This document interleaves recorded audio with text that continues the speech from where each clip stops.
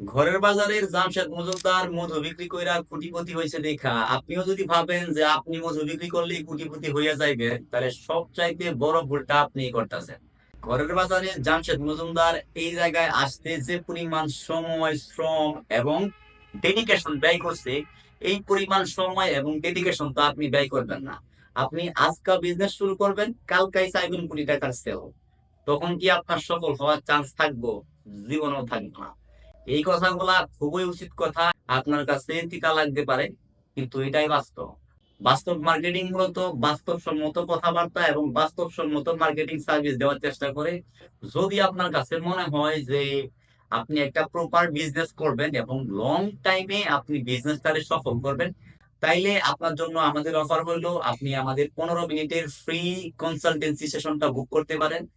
এরপর আপনার বিজনেস নিয়ে আমরা আপনাদের পরামর্শ দেওয়ার পর যদি মনে হয় যে আমাদের থেকে সার্ভিস নেওয়া উচিত এবং আপনার ওই পরিমাণ টাকা পয়সা মালপাতি থাকে, তাইলেই কেবল আপনি সার্ভিস নিয়ে, এবং আমরা যেটা করব, চেষ্টা করবো যে আপনার বিজনেস ডেভেলপমেন্ট করার জন্য।